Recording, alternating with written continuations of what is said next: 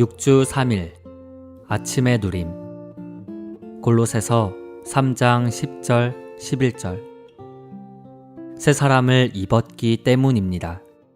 이 새 사람은 자기를 창조하신 분의 형상에 따라 온전한 지식에 이르도록 새로워지고 있습니다. 거기에는 헬라인과 유대인이나 할례자와 무할례자나 야만인이나 스구디아인이나 노예나 자유인이 없습니다. 오직 그리스도께서 모든 것이시며 모든 것 안에 계십니다. 우리가 모든 것을 포함하신 그리스도를 체험하고 누린 결과가 바로 새 사람인 교회입니다. 그러므로 새 사람은 우리가 하나님의 충만이신 그리스도를 누린 것에서 산출됩니다. 우리가 매일 그리스도를 누릴 때 이 그리스도는 우리 안으로 일에 넣어지시고 우리 존재 안으로 조성되십니다. 이렇게 하여 그리스도는 우리의 조성 성분이 되십니다. 날마다 그리스도는 우리 안으로 조성되고 계십니다. 마침내 우리 모두는 철저히 그분으로 조성될 것입니다. 그리스도로 조성된 결과로 우리는 새 사람이 됩니다. 이 새 사람 안에는 어떤 타고난 사람을 위한 여지가 전혀 없습니다. 거기에는 오직 그리스도를 위한 여지만 있습니다. 새 사람 안에서 그리스도는 모든 것이시고 모든 것 안에 계십니다. 반복해서 말하지만 새 사람 안에서 그리스도는 모든 지체들이시고 모든 지체들 안에 계십니다. 오늘의 읽을 말씀.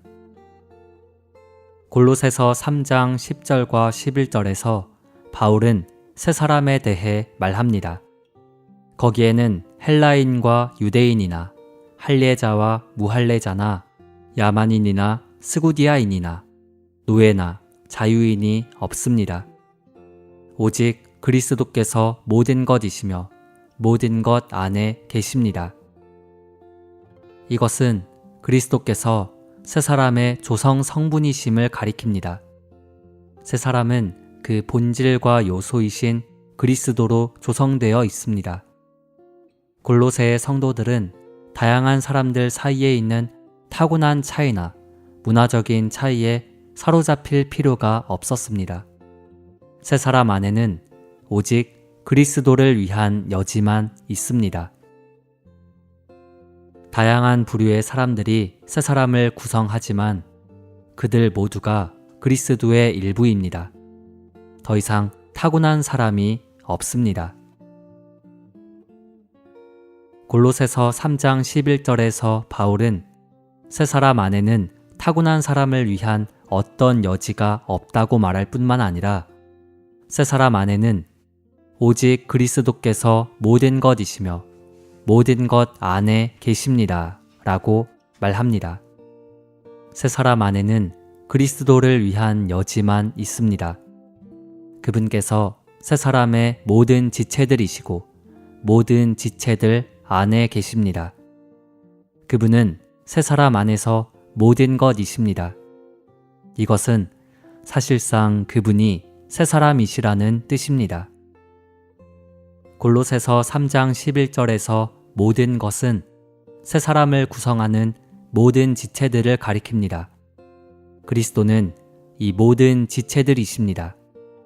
그리스도는 새 사람의 모든 지체들이시기 때문에 새 사람 안에는 어떤 인종이나 국적이나 문화나 사회적 신분을 위한 여지가 조금도 없습니다. 그리스도께서 새 사람의 모든 지체들이신 것의 실제를 체험하기 위해서 우리는 그리스도를 우리의 생명과 인격으로 취할 필요가 있고 우리 자신이 아닌 그분을 살 필요가 있습니다.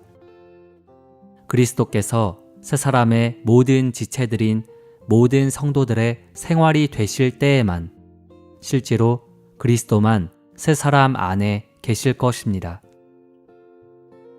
모든 성도들이 국적에 상관없이 그리스도를 살 때 실질적이고도 실질적으로 그리스도는 새 사람의 모든 지체들이 되실 것입니다.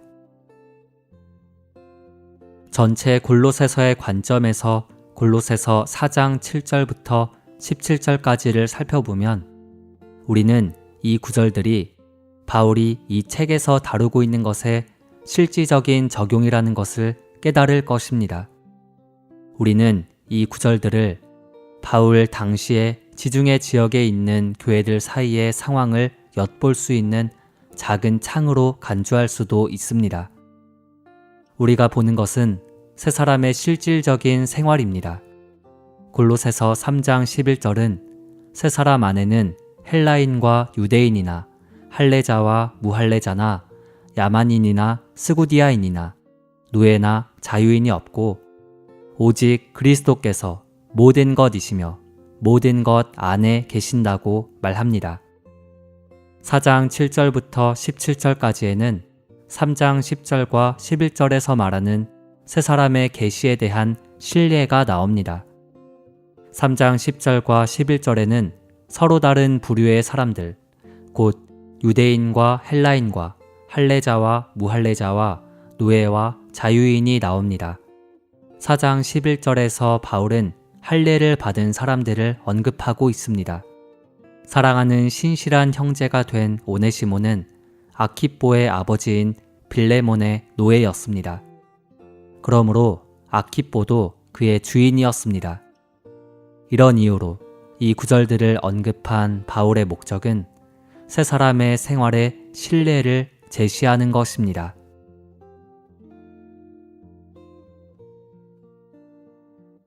육주 4일 아침의 누림 빌레몬서 7절 형제님, 왜냐하면 성도들의 속 부분들이 그대를 통하여 상쾌해짐으로 말미암아 내가 그대의 사랑에 대하여 큰 기쁨과 격려를 받았기 때문입니다. 고린도전서 16장 24절 그리스도 예수님 안에 있는 나의 사랑이 여러분 모두와 함께 하기를 바랍니다. 나는 골로새서에 있는 것만큼 개인적인 문안을 많이 포함한 편지를 써본 일이 없습니다. 4장 7절부터 17절까지에 얼마나 많은 이름들이 언급되고 있는지 생각해 보십시오. 두기고, 오네시모, 아리스다고, 마가, 바나바, 유스도, 에바브라, 누가, 데마, 눈바, 아키뽀 등이 언급되었습니다. 바울은 라오디게아에 있는 형제들과 눈바의 집에 있는 교회와 라오디게아에 있는 교회도 언급하고 있습니다. 언급된 이 모든 이름들은 바울에게 새 사람의 느낌과 의식이 있었다는 것을 가리킵니다.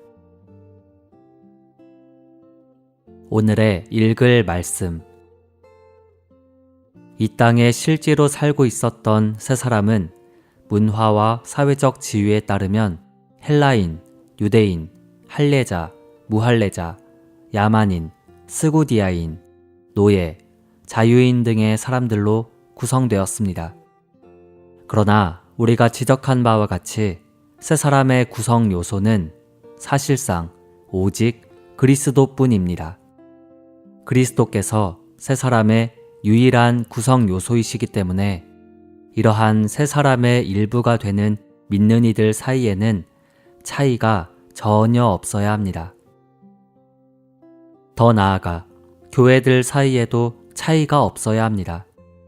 예를 들면 라오디게아에 있는 교회와 골로새에 있는 교회 사이에 어떤 차이점도 없어야 합니다. 이것은 편지를 읽는 것에 관한 바울의 말을 통해 증명됩니다. 여러분이 이 편지를 읽은 후에 라오디게아 사람들의 교회에서도 읽게 하고 라오디게아에서 오는 편지를 여러분도 읽으십시오. 바울이 골로새의 성도들에게 쓴 것은 라오디게아의 성도들을 위한 것이기도 했고 라오디게아의 성도들에게 쓴 것은 골로새의 성도들을 위한 것이기도 했습니다.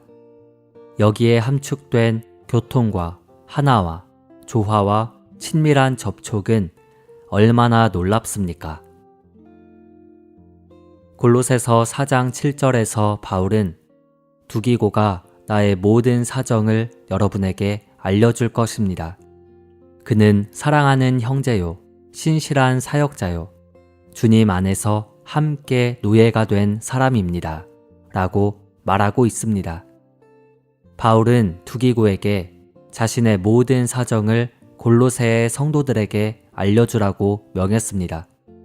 만약 바울에게 새 사람의 의식이 없었다면 두기고에게 그러한 명령을 하는 것이 필요하다고 여기지 않았을 것입니다. 오히려 그는 왜 내가 골로새에 있는 성도들에게 나에 관한 것을 말해야 하는가? 그들은 소아시아에 있고 나는 그들에게서 멀리 떨어진 로마에 있다 라고 스스로 생각했을지도 모릅니다. 그러나 바울은 새 사람의 느낌을 갖고 있었습니다. 골로새에 있는 성도들도 새 사람의 의식을 가지고 있었습니다. 만약 그들이 그 당시 지중해에서 표현된 새 사람을 의식하지 않았다면 바울의 일을 그의 개인적인 일로 간주했을 것이고 그것에 관해 듣는 데에는 관심이 없었을 것입니다. 그러나 골로새에 있는 성도들과 바울과 그 일행은 모두 실제로 한 새 사람의 지체들이었습니다. 만약 우리가 한 새 사람을 의식한다면 더 이상 우리나라에 있는 교회들이 다른 나라에 있는 교회들과 아무 관계가 없다고 생각하지 않을 것입니다. 그 대신 오늘날 모든 교회들이 한 새 사람임을 깨달을 것입니다. 우리는 우리가 어떤 식으로든 분파적이 되지 않도록 주님을 앙망해야 합니다. 우리는 믿는 이로서 개인적으로든 한 지방에 있는 교회로서 단체적으로든 분파적이지 않아야 합니다. 반대로 우리 모두는, 즉 모든 교회들에 있는 모든 성도들은 바로 한 새 사람입니다. 골로새서 4장에서 우리는 새 사람의 교통에 대한 기록을 봅니다. 9절은 오네시모에 대하여 말하고 17절은 빌레몬의 아들 아키뽀에 대하여 말합니다. 같은 집에 있던 자유인과 노예가 또한 새 사람인 교회의 일부가 되었습니다. 빌레몬서는 골로새서 4장의 연속으로 간주되어야 하며 한 새 사람 안에서 믿는 이들이 동등한 신분을 가지고 있음을 보여주는 예증으로 간주되어야 합니다.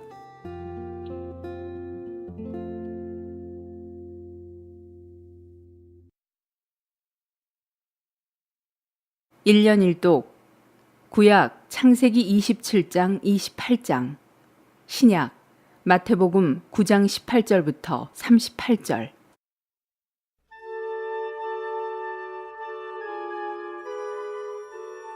창세기 27장. 이삭이 나이 많아 눈이 어두워 잘 보지 못하더니 맏아들 에서를 불러 가로되 내 아들아 하매 그가 가로되 내가 여기 있나이다 하니 이삭이 가로되 내가 이제 늙어 어느 날 죽을는지 알지 못하노니 그런즉 내 기구 곧 전통과 활을 가지고 들에 가서 나를 위하여 사냥하여 나의 즐기는 별미를 만들어 내게로 가져다가 먹게 하여 나로 죽기 전에 내 마음껏 내게 축복하게 하라. 이삭이 그 아들 에서에게 말할 때에 리브가가 들었더니 에서가 사냥하여 오려고 들로 나가매 리브가가 그 아들 야곱에게 일러 가로되 내 부친이 내 형 에서에게 말씀하시는 것을 내가 들으니 이르시기를 나를 위하여 사냥하여 가져다가 별미를 만들어 나로 먹게 하여 죽기 전에 여호와 앞에서 내게 축복하게 하라 하셨으니 그런즉 내 아들아 내 말을 조차 내가 네게 명하는 대로 염소 떼에 가서 거기서 염소의 좋은 새끼를 내게로 가져오면 내가 그것으로 내 부친을 위하여 그 즐기시는 별미를 만들리니 네가 그것을 가져 네 부친께 드려서 그로 죽으시기 전에 내게 축복하기 위하여 잡수시게 하라. 야곱이 그 모친 리브가에게 이르되 내 형 에서는 털 사람이요 나는 매끈매끈한 사람인즉 아버지께서 나를 만지실진데 내가 아버지께 속이는 자로 배일지라 복은 고사하고 저주를 받을까 하나이다. 어미가 그에게 이르되 내 아들아 너의 저주는 내게로 돌리리니 내 말만 좇고 가서 가져오라. 그가 가서 취하여 어미에게로 가져왔더니 그 어미가 그 아비의 즐기는 별미를 만들었더라. 리브가가 집안 자기 처소에 있는 맏아들 에서의 좋은 의복을 취하여 작은 아들 야곱에게 입히고 또 염소 새끼의 가죽으로 그 손과 목의 매끈매끈한 곳에 꾸미고 그 만든 별미와 떡을 자기 아들 야곱의 손에 주매 야곱이 아버지에게 나아가서 내 아버지여 하고 부른대 가로되 내가 여기 있노라. 내 아들아 네가 누구냐. 야곱이 아비에게 대답하되 나는 아버지의 맏아들 에서로소이다. 아버지께서 내게 명하신 대로 내가 하였사오니 청컨대 일어나 앉아서 내 사냥한 고기를 잡수시고 아버지의 마음껏 내게 축복하소서. 이삭이 그 아들에게 이르되 내 아들아 내가 어떻게 이같이 속히 잡았느냐. 그가 가로되 아버지의 하나님 여호와께서 나로 순전히 만나게 하셨음이니이다. 이삭이 야곱에게 이르되 내 아들아 가까이 오라. 내가 과연 내 아들 에서인지 아닌지 내가 너를 만지려 하노라. 야곱이 그 아비 이삭에게 가까이 가니 이삭이 만지며 가로되 음성은 야곱의 음성이나 손은 에서의 손이로다 하며 그 손이 형 에서의 손과 같이 털이 있으므로 능히 분별치 못하고 축복하였더라. 이삭이 가로되 내가 참 내 아들 에서냐. 그가 대답하되 그러하니이다. 이삭이 가로되 내게로 가져오라. 내 아들의 사냥한 고기를 먹고 내 마음껏 내게 축복하리라. 야곱이 그에게로 가져가매 그가 먹고 또 포도주를 가져가매 그가 마시고 그 아비 이삭이 그에게 이르되 내 아들아 가까이 와서 내게 입맞추라. 그가 가까이 가서 그에게 입맞추니 아비가 그 옷의 향취를 맡고 그에게 축복하여 가로되 내 아들의 향취는 여호와의 복 주신 밭의 향취로다. 하나님은 하늘의 이슬과 땅의 기름짐이며 풍성한 곡식과 포도주로 내게 주시기를 원하노라. 만민이 너를 섬기고 열국이 내게 굴복하리니 내가 형제들의 주가 되고 내 어미의 아들들이 내게 굴복하며 내게 저주하는 자는 저주를 받고 내게 축복하는 자는 복을 받기를 원하노라. 이삭이 야곱에게 축복하기를 마침에 야곱이 그 아비 이삭 앞에서 나가자 곧 그 형 에서가 사냥하여 돌아온지라. 그가 별미를 만들어 아비에게로 가지고 가서 가로되 아버지여 일어나서 아들의 사냥한 고기를 잡수시고 마음껏 내게 축복하소서. 그 아비 이삭이 그에게 이르되 너는 누구냐. 그가 대답하되 나는 아버지의 아들 곧 아버지의 맏아들 에서로소이다. 이삭이 심히 크게 떨며 가로되 그런즉 사냥한 고기를 내게 가져온 자가 누구냐. 너 오기 전에 내가 다 먹고 그를 위하여 축복하였은즉 그가 정령 복을 받을 것이니라. 에서가 그 아비의 말을 듣고 방성대곡하며 아비에게 이르되 내 아버지여 내게 축복하소서. 내게도 그리하소서. 이삭이 가로되 내 아우가 간교하게 와서 내 복을 빼앗았도다. 에서가 가로되 그의 이름을 야곱이라 함이 합당치 아니하니이까. 그가 나를 속임이 이것이 두 번째니이다. 전에는 나의 장자의 명분을 빼앗았고 이제는 내 복을 빼앗았나이다. 또 가로되 아버지께서 나를 위하여 빌 복을 남기지 아니하셨나이까. 이삭이 에서에게 대답하여 가로되 내가 그를 너의 주로 세우고 그 모든 형제를 내가 그에게 종으로 주었으며 곡식과 포도주를 그에게 공급하였으니 내 아들아, 내가 네게 무엇을 할 수 있으랴? 에서가 아비에게 이르되, 내 아버지여, 아버지의 빌복이 이 하나뿐이리이까? 내 아버지여, 내게 축복하소서, 내게도 그리하소서 하고 소리를 높여 우니, 그 아비 이삭이 그에게 대답하여 가로되, 너의 주소는 땅의 기름짐에서 뜨고 내리는 하늘 이슬에서 뜰 것이며, 너는 칼을 믿고 생활하겠고 내 아우를 섬길 것이며, 내가 매임을 벗을 때에는 그 멍에를 내 목에서 떨쳐버리리라 하였더라. 그 아비가 야곱에게 축복한 그 축복을 인하여 에서가 야곱을 미워하여 심중에 이르기를, 아버지를 곡할 때가 가까웠은즉 내가 내 아우 야곱을 죽이리라 하였더니, 맏아들 에서의 이 말이 리브가에게 들림에 이에 보내어 작은 아들 야곱을 불러 그에게 이르되, 내 형 에서가 너를 죽여 그 한을 풀려 하나니, 내 아들아, 내 말을 조차 일어나 하란으로 가서 내 오라버니 라반에게 피하여 내 형의 노가 풀리기까지 몇 날 동안 그와 함께 거하라. 내 형의 분노가 풀려 내가 자기에게 행한 것을 잊어버리거든 내가 곧 보내어 너를 거기서 불러오리라. 어찌 하루에 너희 둘을 이르랴. 리브가가 이삭에게 이르되, 내가 햇사람의 딸들을 인하여 나의 생명을 싫어하거늘 야곱이 만일 이 땅의 딸들 곧 그들과 같은 햇사람의 딸들 중에서 아내를 취하면 나의 생명이 내게 무슨 재미가 있으리이까. 28장. 이삭이 야곱을 불러 그에게 축복하고 또 부탁하여 가로되, 너는 가나안 사람의 딸들 중에서 아내를 취하지 말고 일어나 밧단 아람으로 가서 너의 외조부 부두엘 집에 이르러 거기서 너의 외삼촌 라반의 딸 중에서 아내를 취하라. 전능하신 하나님이 내게 복을 주어 너로 생육하고 번성케 하사 너로 여러 족속을 이루게 하시고 아브라함에게 허락하신 복을 내게 주시되 너와 함께 내 자손에게 주사 너로 하나님이 아브라함에게 주신 땅 곧 너의 우거하는 땅을 유업으로 받게 하시기를 원하노라. 이에 이삭이 야곱을 보내었더니 밧단 아람으로 가서 라반에게 이르렀으니, 라반은 아람 사람 부도엘의 아들이요 야곱과 에서의 어미 리브가의 오라비더라.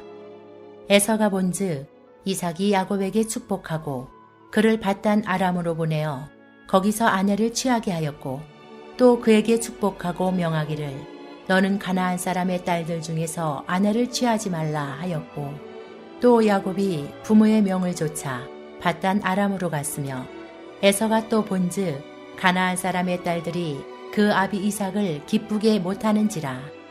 이에 에서가 이스마엘에게 가서 그 본처들 외에 아브라함의 아들 이스마엘의 딸이요 느바요의 누이인 마할랏을 아내로 취하였더라. 야곱이 부엘세바에서 떠나 하란으로 향하여 가더니 한 곳에 이르러는 해가 진지라. 거기서 유숙하려고 그곳에 한 돌을 취하여 베개하고 거기 누워 자더니 꿈에 본즉 사닥다리가 땅 위에 섰는데 그 꼭대기가 하늘에 닿았고, 또 본즉 하나님의 사자가 그 위에서 오르락 내리락 하고, 또 본즉 여호와께서 그 위에 서서 가라사대, 나는 여호와니 너의 조부 아브라함의 하나님이요 이삭의 하나님이라. 너 누운 땅을 내가 너와 내 자손에게 주리니 내 자손이 땅의 티끌같이 되어서 동서남북에 편만할지며 땅의 모든 족속이 너와 내 자손을 인하여 복을 얻으리라. 내가 너와 함께 있어 내가 어디로 가든지 너를 지키며 너를 이끌어 이 땅으로 돌아오게 할지라. 내가 내게 허락한 것을 다 이루기까지 너를 떠나지 아니하리라 하신지라. 야곱이 잠이 깨어 가로되, 여호와께서 과연 여기 계시거늘 내가 알지 못하였도다. 이에 두려워하여 가로되, 두렵도다. 이곳이여 다른 것이 아니라 이는 하나님의 전이요 이는 하늘의 문이로다 하고, 야곱이 아침에 일찍 일어나 베개하였던 돌을 가져 기둥으로 세우고 그 위에 기름을 붓고 그곳 이름을 베델이라 하였더라. 이 성의 본 이름은 루스더라. 야곱이 서원하여 가로되 하나님이 나와 함께 계시사 내가 가는 이 길에서 나를 지키시고 먹을 양식과 입을 옷을 주사 나로 평안히 아비 집으로 돌아가게 하시오면 여호와께서 나의 하나님이 되실 것이요 내가 기둥으로 세운 이 돌이 하나님의 전이 될 것이요 하나님께서 내게 주신 모든 것에서 10분의 1을 내가 반드시 하나님께 드리겠나이다 하였더라.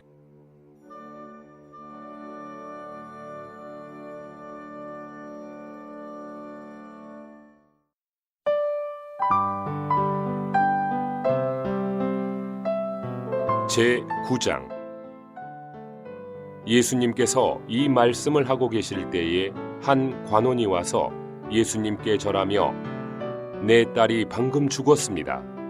그러나 오셔서 그 몸에 손을 얹어 주시면 살아날 것입니다 라고 하니 예수님께서 일어나시어 그를 따라가셨고 제자들도 뒤따랐다. 보아라, 12년 동안 출혈로 고통받아온 한 여인이 뒤에서 다가서서 예수님의 옷수를 만졌는데 이것은 그 여인이 내가 그분의 겉옷만 만져도 나을 것이다 라고 생각하였기 때문이다. 예수님께서 그녀를 돌아보시고 여인이여 안심하십시오. 그대의 믿음이 그대를 낫게 하였습니다 라고 하시자 그 여인이 즉시 나았다. 예수님께서 그 관원의 집에 가시어 피리 부는 사람들과 떠들썩한 무리를 보시고 물러가십시오. 이 소녀는 죽은 것이 아니라 자고 있습니다 라고 하시니 그들이 비웃었다. 무리가 쫓겨난 후에 예수님께서 들어가시어 소녀의 손을 잡으시자 그 소녀가 곧 일어났다. 이 소문이 그 땅에 두루 퍼졌다. 예수님께서 그곳을 떠나실 때에 눈먼 두 사람이 따라오며 외쳐 말하였다. 다윗의 자손이시여, 우리에게 긍휼을 베풀어 주십시오. 예수님께서 집에 들어가시자 눈먼 이들이 그분께 나아왔다. 예수님께서 그들에게 여러분은 내가 이 일을 할 수 있다고 믿으십니까? 라고 하시니 그들이 주님, 그렇습니다 라고 하였다. 그러자 예수님께서 그들의 눈을 만지시며 여러분의 믿음대로 되십시오 라고 하시니 그들의 눈이 즉시 열렸다. 예수님께서 그들에게 조심하여 아무에게도 알리지 마십시오 라고 하시며 단단히 당부하셨다. 그러나 그들은 나가서 예수님의 소문을 그 땅에 두루 퍼뜨렸다. 그들이 떠나간 후에 사람들이 귀신 들려 말 못하는 한 사람을 예수님께 데려오니 그 귀신이 쫓겨나고 말 못하는 이가 말을 하게 되었다. 온 무리가 놀라며 이스라엘 중에서 이런 일이 나타난 적이 없습니다 라고 하였다. 그러나 바리새인들은 그가 귀신들의 왕을 힘입어 귀신들을 쫓아냅니다 라고 하였다. 예수님께서 모든 도시와 마을을 두루 다니시며 회당에서 가르치시고 왕국 복음을 전파하시며 온갖 질병과 모든 아픔을 고쳐주셨다. 예수님께서 무리를 보시고 불쌍히 여기셨는데 왜냐하면 그들이 목자 없는 양처럼 시달리며 내버려졌기 때문이다. 그래서 예수님께서 제자들에게 말씀하셨다. 추수할 것은 많으나 일꾼들은 적으니 추수의 주님께 간청하여 추수할 일꾼들을 보내주십시오 라고 하십시오.